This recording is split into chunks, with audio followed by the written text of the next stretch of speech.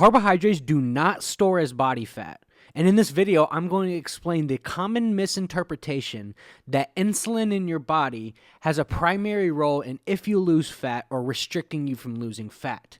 My name's Adam Bunnell. I've worked with hundreds of men and done hundreds of nutrition consultations. I currently work with 89 men across the world, getting them to the leanest body fat percentage they've ever been, using biomechanical approaches and metabolism manipulation with metabolic priming. So I want to explain in this video really quickly about the misinterpretation that people have within like insulin responses in the body. I've seen ads everywhere saying that there's this secret hormone that keeps you from losing body fat, that keeps men 30 and up losing body fat. And I want to actually show you certain case studies that are actually going to prove my point, and case studies and clinical trials that they've done that disproves this allegation. So first of all, carbs have a higher TEF than fat, which means that carbohydrates, for instance, burn higher in the body than fat. So fat doesn't need insulin to be stored. In the absence of insulin, fat can still be stored in the human body. So carbohydrates do not really get stored as fat, right? And they've even done case studies on this specific example where they took a group of people. And as you can see in de novo lipogenesis in humans, that they took a group of people and they overfed them 1,000 calories per day. And what they saw was that less than 2% of the body fat these people stored was carbohydrates, and the vast majority was from actual dietary fat. So what carbohydrates are doing in this case study is they're basically cushioning the overall calories, causing more fat to be stored. Because the body wants to store more body fat more than it does carbohydrates. And carbohydrates has a higher TEF, a higher thermic effect of food, which means that 10% of the carbohydrates you eat actually gets burned faster. And within fat intake actually has a lower TEF. What really is going to be dependent on if you lose body fat or not is just your overall energy balance. So when calories are perfectly equated and you eat a higher carb diet, you will have low levels of fat oxidation, but you won't store as much body fat. And that's the exact process that I use with all my clients, and why they're up thousands of calories per day, but also up hundreds of grams of carbs per day, and they're down a lot of body fat, because carbohydrates don't necessarily get stored as body fat. Fat gets stored as body fat. Your fat intake gets stored as body fat. And what I've seen in the past from a lot of guys that I've worked with is a lot of guys eat a higher fat intake, and we start to lower that fat intake, equate the calories to what they're similar to eating, give them more carbohydrates and less fat, and they make a great body weight composition, and in a lot of cases lose a lot more body fat. So your fat balance will all depend on your energy balance, calories in versus calories out, right? And the thing about calories in, calories out, it's not just like one certain bucket, right? There's multiple different buckets that this kind of goes into, right? You have your calories out is 15%, your actual exercise activity, 60% is your actual basal metabolic rate. You have the thermic effect of food, which is 15%, and then you also have non-energy activity thermogenesis. So it's not just like one certain thing with calories out. People think that one certain thing is like how much calories can I burn is where calories out comes from. There's different buckets where it comes from, and that's the misconception that a ton of people have within this. But I digress.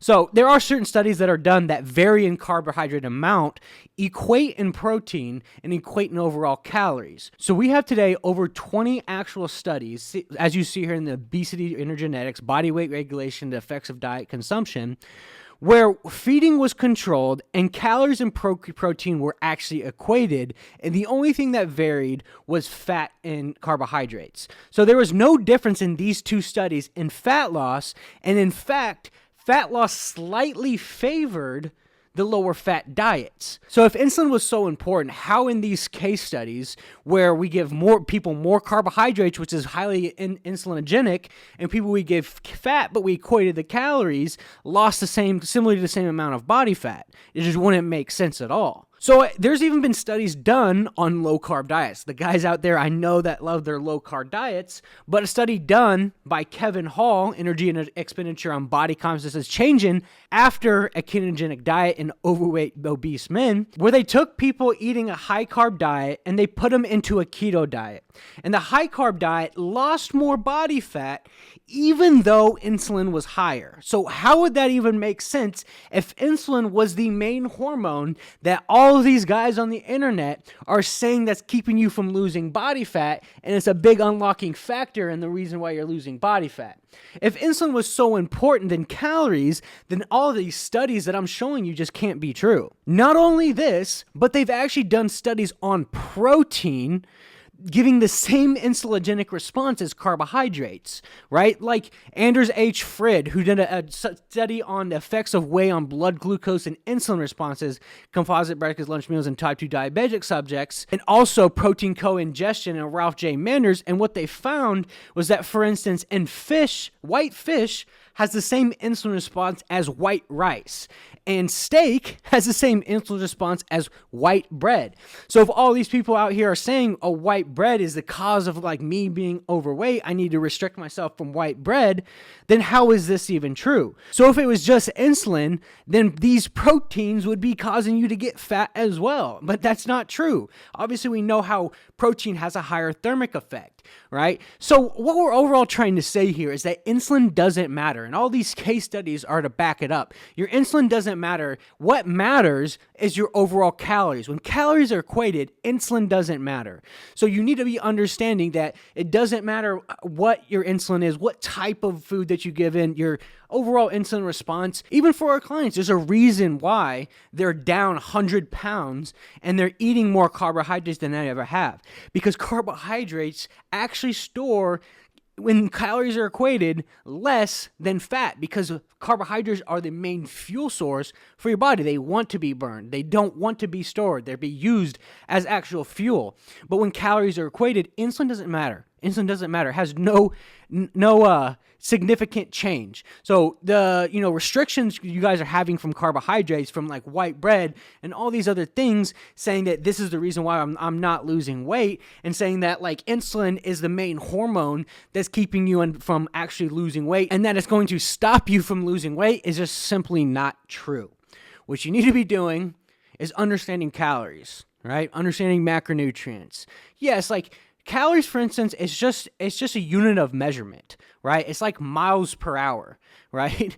It's just unit of measurement, right? So you need to be understanding what macronutrients you need to be hitting: protein, carbs, and fats. Although calories are just a measurement of energy, macronutrients are going to be more important because macronutrients vary.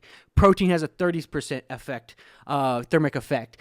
Carbohydrates have a 10% thermic effect. Fat has a 0% thermic effect. But when calories are equated, we want to make sure that we are getting the correct macronutrients. And in a lot of cases, and even case studies, a higher carbohydrate diet, in the case studies that you've even seen with my clients, is going to be more beneficial and losing overall body fat. So the next time you think that insulin is the problem from you losing weight, and the white bread and all these other specific carbohydrates on the glycemic index, the reason why you're not losing body fat, keep into context. It doesn't matter. What matters is overall calories in versus calories out, and understand how calories out comes in various different ways.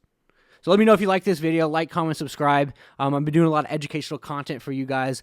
I know my clients love it, and I know you guys do too. So make sure to subscribe. If you want to learn more in depth about my personal program and the program that I run for men, it'll be linked down below with a full free course on what metabolic priming is. But I'll see you guys next time.